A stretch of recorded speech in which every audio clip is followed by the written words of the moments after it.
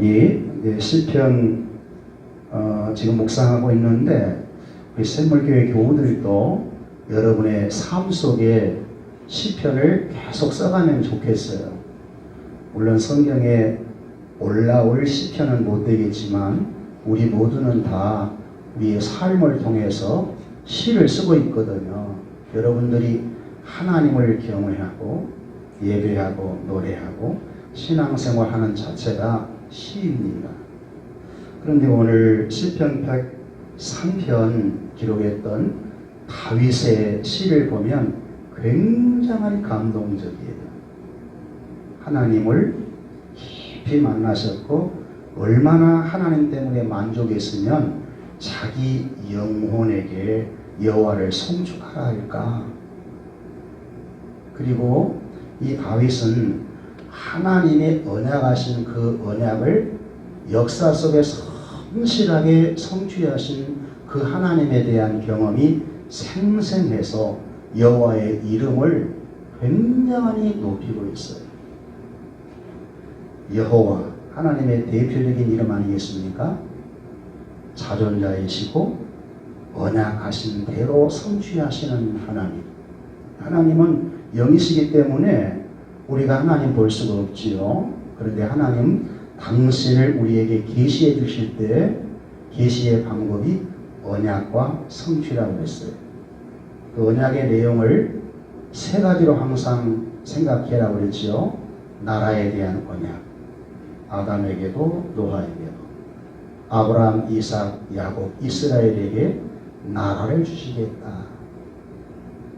자손, 땅, 통치왕. 하나님은 그 언약을 그대로 역사 속에 성취하심으로 하나님은 과연 여호와이십니다. 그렇게 시편 기자들은 노래하고 있어요. 자, 그러면 다윗 시로 되어 있지요. 내용은 구원과 통치에 대한 찬양이에요. 자, 그러면 우리 1절 다 같이 한번 읽어볼까요? 시작. 내 영혼아 여호와를 송축하라. 내 속에 있는 것들아 다 그의 이름을 송축하라. 지금 다윗 스스로 내 영혼아 여호와를 송축하라. 자기 영혼에게 여호와를 송축하라고 하는 것이거든요. 내 속에 있는 것들아 다 그의 이름을 그의 거룩한 이름을 송축하라. 내 속에 있는 것이 뭐겠습니까? 마음이겠고 인격이겠고 지성, 감정, 의지 모든 걸 동원해서 여호와를 송축하라. 거룩한 이름을 송축하라. 예, 다윗은 영혼이 여호와 하나님 때문에 만족하고 얼마나 행복했으면 이런 고백을 할까? 예, 송축이란 기쁜 일을 기리고 축하하라는 뜻이지요. 즉 하나님이 하시는 그 일을 기억하고 그분의 이름을 높이라는 뜻입니다. 2절에 볼까요? 내 영혼아 여호와를 송축하며 그의 모든 은택을 잊지 말지어다. 다시 한번 내 영혼아 여호와를 송축하며 그 모든 은택을 잊지 말지어다. 은택은 은혜와 덕택이거든요. 하나님의 베푸신 은혜와 하나님 덕분에 누리는 혜택을 잊지 말라는 뜻이지요. 사랑하는 교우 여러분, 하나님의 은혜와 혜택을 잊지 말고 사는 여러분 되시기를 축복합니다. 은혜와 혜택을 잊지 않아야 여호와 이름을 송축할 수 있고 하나님께 예배할 수 있고 우리의 예배가 하나님을 감동시킬 수 있어요.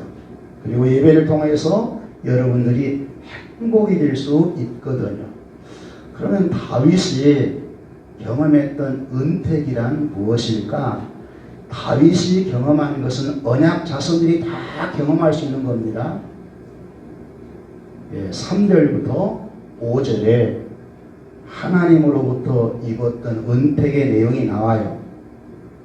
3절부터 5절에 보면 모든 죄악을 사하시며 은혜 중 은혜는 대속의 은혜이지요.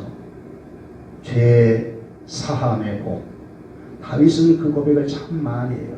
허물의 사함을 받고 죄의 가리움을 입은 자는 복이 있도다. 그래요. 어떤 자가 복이 있는가? 허물과 죄 사함을 받는 자. 다윗은 일생을 살면서 자기 속의 죄악이 큰 실거림을 늘 경험을 했거든요. 그러함에도 불구하고 하나님이 그 허물과 죄를 용서해 주시고 덮어주실 때 너무너무 감사한 거예요. 여러분도 마찬가지죠. 은혜 중 은혜는 구속의 은혜 아닙니까? 우리 주 예수 그리스도의 십자가의 보혈로 여러분의 모든 죄가 용서되고 십자가로 여러분의 옛사람이 죽고 예수님의 부활과 연합해서 새 생명으로 사는 은택. 그리고 두 번째, 내 모든 병을 고치시며 치유의 은혜를 고백하고 있는 것이죠. 이 죄 때문에 저주가 오고 질병이 찾아오는 것이거든요. 이 생로병사의 원인은 죄에서 온 것 아니겠습니까? 그런데 하나님은 병을 고치시더라. 다윗의 그 시편에 보면 다윗도 병 중에서 신음하고 고쳐달라고 기도했던 내용들을 배웠지요. 하나님이 병을 고쳐주시더라는 것입니다. 그리고 세 번째는 생명을 파멸해서 속량하시고 그랬어요. 4절에 보니까 네 생명을 파멸해서 속량하시고 인자와 긍휼로 관을 씌우시며. 다윗은 군인이었거든요. 군인으로 얼마나 많은 전쟁을 치루었는지 몰라요. 그럴 때마다 죽을 수밖에 없는 상황 속에서 파멸해서 생명을 살려주신 그 은혜를 현장 체험 많이 했거든요. 특히 사울 왕이 왕되기 전에 다윗을 죽이려고 할 때 얼마나 위급한 상황이 많았는지 몰라요. 그런데 그 위급한 상황 속에서 건짐을 받고 나면 하나님의 은택으로 파멸해서 생명을 건져냈다. 그렇게 고백을 하는 것입니다. 그리고 인자와 긍휼로 관을 씌우시며 자기는 늘 죄가 넘실거리고 연약한 자였지만 하나님의 인자, 하나님의 사랑과 긍휼, 불쌍히 여기심으로 관을 씌우시며 이 관은 승리와 영광을 말하시거든요. 하나님이 이스라엘 나라의 왕으로 다윗을 세웠거든. 왕관을 씌워주었거든. 하나님의 은택이라는 것입니다. 그리고 5절에 보니까 좋은 것으로 네 소원을 만족하게 하사. 좋은 것으로 소원을 만족하게 해주시는 하나님. 이 만족이 행복이거든요. 욕심이 많으면 많은 것만큼 만족 못해요. 그런데 하나님 만나면 하나님이 우리 안에 들어와서 우리를 차지해 주시면 이상스럽게 욕심이 죽어지거든요. 만족이 오거든요. 하나님을 떠나 사는 인생은 만족 없어요. 하나님을 멀리 떠나는 것만큼 만족하지 못하기 때문에 세상 것으로 만족하려고 돈에 집착하고 돈이 좀 많으면 부동산, 아니면은 권세, 아니면 이 땅에 어떻게든지 성공해야 되겠다라고 하는 것에 집착을 하게 되고 명예에 집착하게 되고 막 그러지요. 그런데 하나님이 없는 곳에는 만족이 없어요. 돈을 많이 가져도, 세상의 것 많이 가져도 만족이 없어요. 그런데 여러분이 예수님 믿고 여러분 고백을 늘 하실 거예요.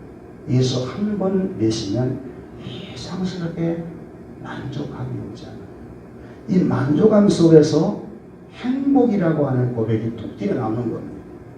이 시편 103편은 행복이라고 하는 단어는 없지만은 얼마나 하나님의 은택 때문에 행복해하고 있는가를 깊이 느껴볼 수 있다는 것입니다. 네 소원을 만족하게 하사, 좋은 것으로 네 소원을 만족하게 하사. 이 말은 다윗이 스스로 영혼에게 하는 말입니다. 그런데 이 말씀은 여러분 모두에게 다 해당되는 말씀이에요. 하나님이 우리에게 만족을 주시는구나. 하나님이 내 영혼을 만족시켜 주시면 얼마나 영혼이 행복합니까? 그리고 육체에 대한 것도 하나님께서 필요한 모든 것으로 공급해 주시면 또 얼마나 만족합니까? 영역이 다 만족해 있는 그런 상태. 독수리가 아주 창공을 나는 것처럼 그렇게 표현을 했어요. 이렇게 은택을 하나님이 입혔기 때문에 이 은택을 잊지 말라는 것입니다. 여러분, 은택을 잊지 아니하면 이 수요일 밤에 나오겠지요. 하나님이 주신 은택을 잃어버리니까 예배를 더 많이 하죠. 구약이나 신약이나 사람의 부분은 똑같거든요. 하나님을 경외하고 그 명령을 지킬지어다. 이게 사람의 본분인데 왜 명령을 지키라고 그러냐? 네 행복을 위하여. 하나님의 명령과 규례 속에는 하나님이 우리의 행복을 위해서 명령과 규례를 지키라고 하는 것이 아니냐고 했어요. 하나님은 자녀들이 행복하기를 원하거든. 이 다윗이 이런 시편을 기록할 때 하나님이 얼마나 못하겠어. 너는 하나님을 하나님 되게 하는구나. 여러분도 은택을 잊지 말고 여호와 이름을 송축하는, 하나님을 찬양하는, 예배하는 여러분 될 수 있기를 축복합니다. 그리고 대적자는 심판하신다는 거예요. 하나님은 사랑으로 자녀를 은택을 입히지만 자녀들을 괴롭게 하는 자들은 반드시 심판하신다. 6절 여호와께서 공의로운 일을 행하시며 억압당하는 모든 자를 위하여 심판하시는도다. 다윗을 죽이려고 했던 사울 왕 하나님이 심판해버렸지요. 정말 초대 이스라엘 나라의 왕으로 사울 왕이 세워졌지만 베냐민 지파에서 나왔거든요. 베냐민 지파는 하나님이 약속한 지파가 아닙니다.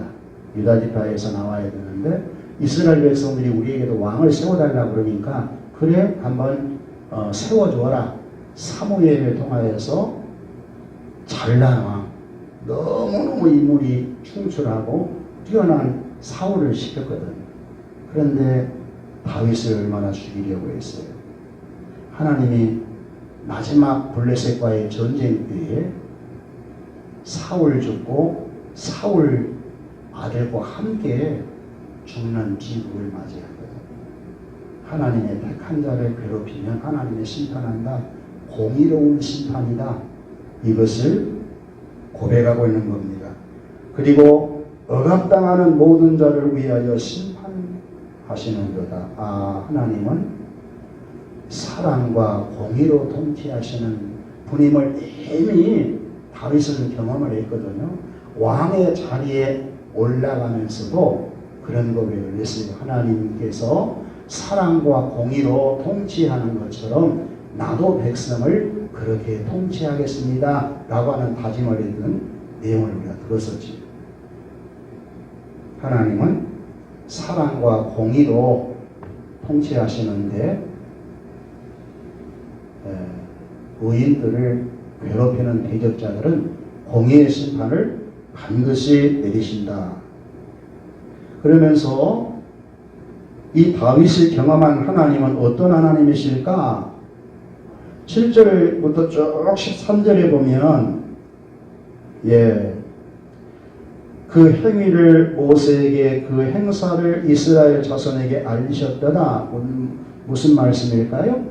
하나님은 아브라함과 이삭과 야곱과 이스라엘에게 언약했던 그 언약을 모세를 통하여 이루셔요.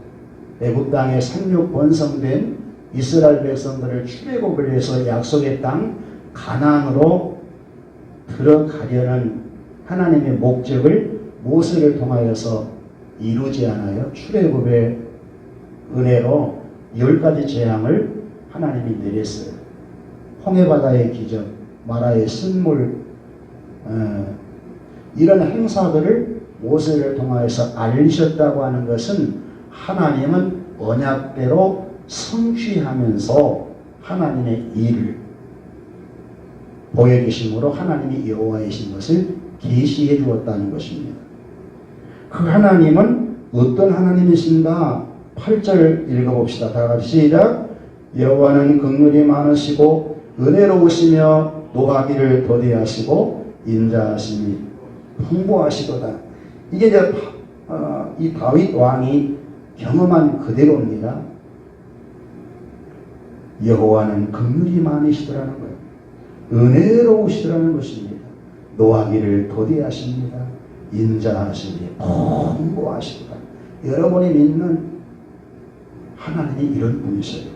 그리고 자주 경책도 하지 않고 노를 영원히 품지도 않고 우리 죄를 따라 처벌하지도 않고 죄악을 따라 그대로 갚지도 아니하시고 하나님의 인자하심은 하늘이 땅에 높은 것처럼 경외하는 자에게 인자를 베푸시는 그 하나님. 동이 서에서 먼 것 같이 우리 죄과를 우리에서 멀리 옮기시는 하나님. 여러분의 죄를 하나님이 다 옮기신대요. 그리고 13절 아버지가 자식을 긍휼히 여긴 같이 여호와께서는 자기를 경외하는 자를 긍휼히 여기시나니. 굉장히 표현이 좋잖아요. 아버지가 자식을 긍휼히 여긴 것 같이. 아버지는 자식들에 대한 긍휼의 마음이 있는 거죠. 엄마는 자식들을 막 달달구고 막 잡고 두들기고 막 해도 아비는 좀 그렇지 않지요. 긍휼히 여기는 마음을 더 갖지요.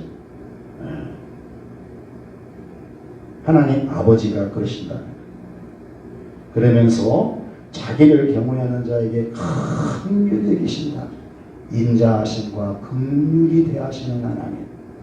다윗은 그 하나님을 굉장히 체험을 많이 해요. 인자하시고 긍휼이 많은 이 하나님의 성품 때문에 우리의 구원이 완성되는 것 아니겠어요? 그리고 이렇게 위대하신 하나님과 비해서 인생은 어떤 존재인가? 인간은 다윗을 포함한 겁니다. 다윗이 이스라엘 나라의 왕으로 40년 통치했기 때문에 다윗이 통치할 때가 나라가 제일 넓었거든요. 그리고 굉장히 존경을 많이 했어요. 그러니까 자기 업적, 자기 기념비를 세울만 해요. 전쟁의 용장이었고. 그런데 하나님과 비교할 때 인생이 뭔가, 우리 인간이 어떤 존재인가, 그것을 비교해서 얘기를 해요. 14절에 보니까 우리의 체질을 아시며, 여호와 하나님께서 체질을 아신대요. 그러지요. 그분이 디자인하셨고 그분이 설계하셨고 그분이 만드셨기 때문에 천지를 다 알고 있으니 틀림이 없지요. 우리가 단지 먼지 부심을 기억하시리로다. 그러잖아요. 우리는 흙으로 빚어졌기 때문에 영혼이 떠나면 육체는 먼지거든. 아무 쓸것 없어요. 예. 하나님과 비교하면 영혼이 우리의 사람의 본질이지 육체는 아니거든요. 예. 하나님은 영혼이 우리 조상 아담이 불순종해서 사망해버렸잖아요. 그런데 그 영혼을 살려놓으니 사람의 본질이 살아나는 거거든요. 육체는 영혼이 떠나면 먼지입니다. 그리고 또 15절에 보면 인생이 무엇이냐? 인생은 그날이 풀과 같고 그 영화가 들의 꽃과 같도다. 그것은 바람이 지나가면 없어지나니 그 있던 자리도 다시 알지 못하거니와. 인생 떵떵거리고 그래도 사실 너무너무 험하게 인생은 풀과 같다는 것입니다. 인생의 영화는 꽃과 같다는 것입니다.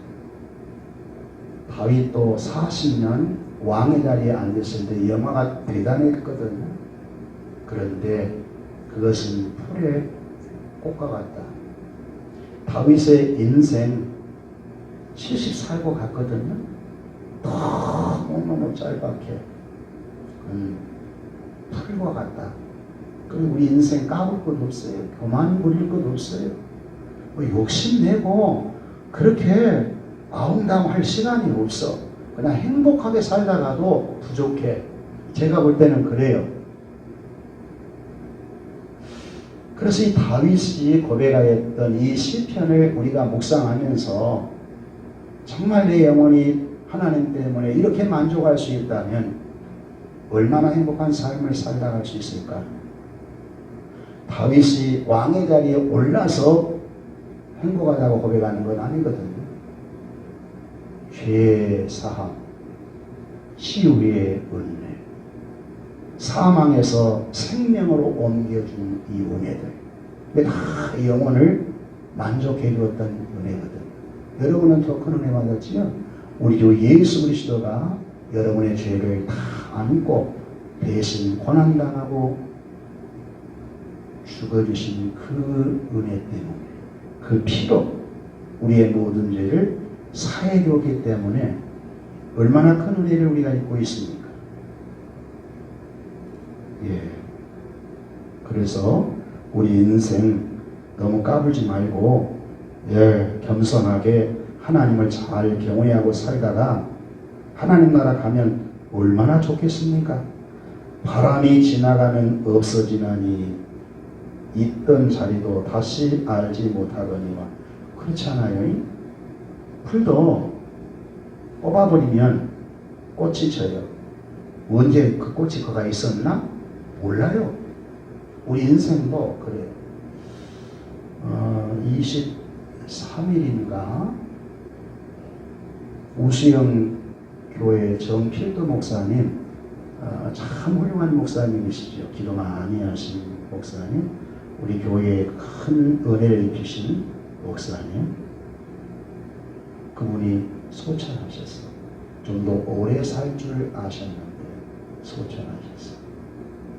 한국 교회의 기라성 같은 조영기 목사님, 아주 영적으로 큰 은혜를 입혔던 옥하는 목사님, 하영주 목사님, 이런 분들도 그렇게 강력하게 강단에서 말씀을 선포하고 있는데 지금 어때요? 점점 없어져 가잖아요. 인생은 아무리 위대한 것 같아도 하나님께 비교하면 아무것도 아니에요. 잠깐 쉬다가 갈 뿐이에요. 그러니까 여러분도 사는 날 동안 여호와의 이름을 깨닫고 성축하며 사는 여러분 될 수 있기를 축복합니다. 예, 그리고 19절에 보면 여호와가 통치하신다는 거예요. 19절은 굉장히 핵심된 구절이니까 이런 구절은 꼭 마음속에 새겨두셔야 돼요.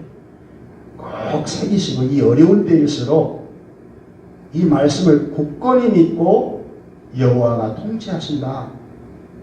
자, 19절 다 같이 읽읍시다. 시작.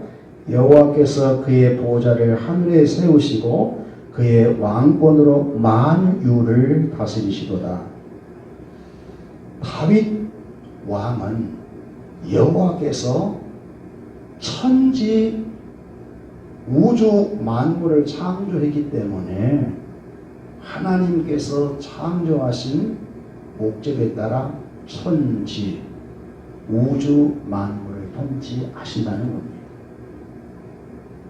우주를 통치하고 계셔요. 나라를 통치하고 있어요. 세계사를 통치하고 있습니다. 인간의 역사를 통치해요. 각 나라의 흥망성쇠가 하나님의 주권에 있어요. 개인의 생사화복이 이분께 있어요. 하나님은 쉴 새 없이 이 땅 위에 창조한 창조물들을 다 통치하고 계십니다. 윤석열 대통령으로 당선된 분 때문에 요즘에 아주 대한민국이 시끌벅적한 것 같아요. 꼭 청와대를 그날 옮겨야 되느냐 여러 설이 있습니다. 근데 기도가 절로 나와요. 기도가 안 될 수가 없어요. 여러분도 기도해야 돼요. 그러나 분명한 것을 믿어야 돼요. 그분 배후에는 하나님이 계신다. 그렇게 믿지 아니하면 불안해요. 그래서 아침 운동 나가면 막 다 장로님들도 그 의사 출신도 교사들도 또 교장 은퇴하신 분들도 한 소리를 다 하지요. 막 대한민국이 어떻게 되어버릴 것처럼.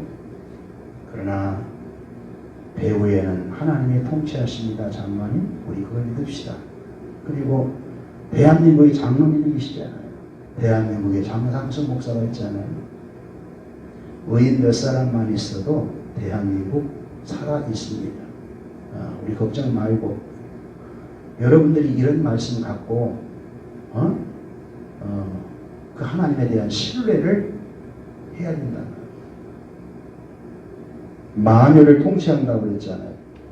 사도 바울은 로마서 13장 로마서 11장 36절이었던가요? 만물이 주에게서 나오고 주로 말미암고 주에게로 돌아가고 하나님의 절대 주권을 말하고 있잖아요. 할렐루야. 하나님이 통치하신다. 그리하기 때문에 이제 20절부터 21절까지는 하늘의 천사들도 눈에 보이지 않는 천사들도 하나님이 지어놓은 모든 피조물 가운데 인간들도 내가 하나님을 성축한 것처럼 여호와를 성축하라. 그렇게 초청을 하고 있어요. 자, 21절 읽어봅시다. 시작. 그에게 수종들며 그의 뜻을 행하는 모든 천군이여 여호와를 성축하라. 20절에도 그러지요. 여호와의 천사들이여 여호와를 성축하라. 다윗은 하늘에서 여호와를 보좌하고 있는 천군 천사가 있음을 그대로 믿고 있죠. 하늘 보좌에서는 천군 천사가 하나님을 보좌해야 하는 것 아니겠어요? 천군 천사들아 여호와를 성축하라. 하나님은 찬양 받으시기에 너무 합당하신 분이라는 거거든요. 22절도 여호와의 지으심을 받고 그가 다스리시는 모든 곳에 있는 너희여 여호와를 성축하라. 예, 정말 우리는 너무너무 감사하잖아요.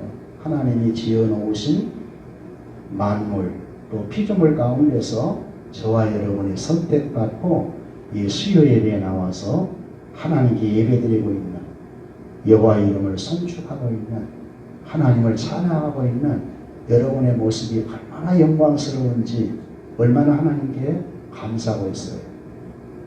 그러면서 마지막 내 영혼아 여호와를 송축하라. 이 다윗은 자기 영혼을 향하여 송축하라 하면서 하늘의 천사들도 땅 위의 모든 피조물들도 자기처럼 여호와를 찬송하고 예배하고 그 이름을 높였으면 좋겠다는 것입니다. 이것이 행복한 사람이 여호와를 경외하는 모습이거든요. 이 여호와를 경외하는 이 자에게 하나님은 어떤 축복을 주신다고 하니까 여호와를 경외하는 자에게 대한 축복. 예, 그 말씀 보고 마치도록 하겠습니다. 17절 다 같이 읽어볼까요? 시작. 여호와여 여호와인 자 하심은 자기를 경외하는 자에게 영원부터 영원까지 이르며 그의 이는 자손의 자손에게 이르리니. 예, 여호와를 경외하는 자에게는 영원토록 인자하심과 긍휼을 끊지 아니하신다는 거예요.